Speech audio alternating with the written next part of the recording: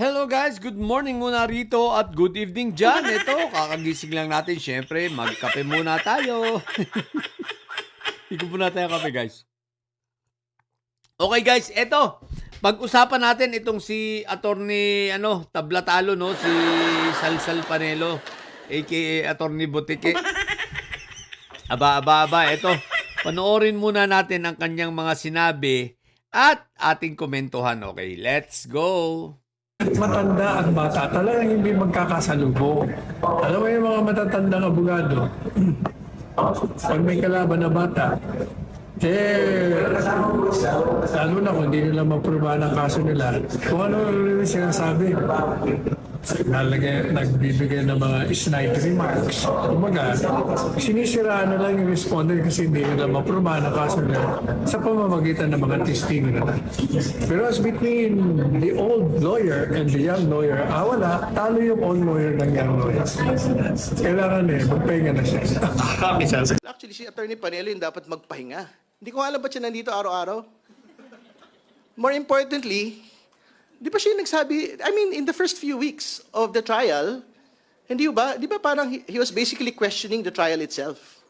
Hindi ba? So why would we actually listen to him today? Na dapat magpahinga si Attorney Kapunan. Hindi ba? Ang dapat magpahinga si Attorney Panelo.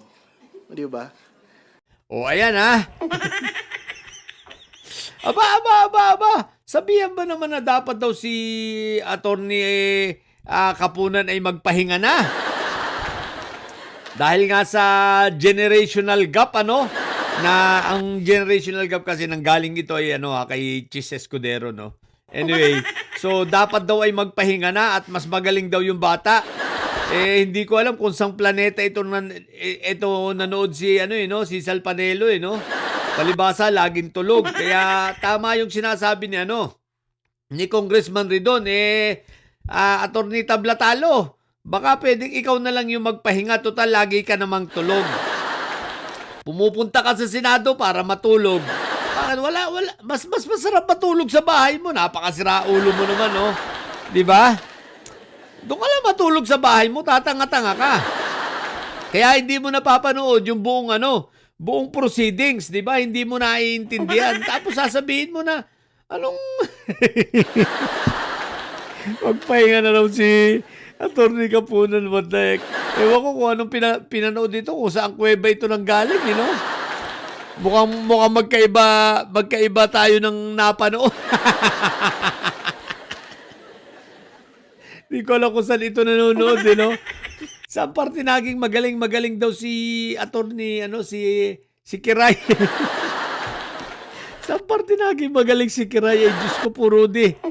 Balik-balik lang nga yung pagtatanong niya, di ba? At hindi nga niya naidepensa na kung bakit walang mga resibo.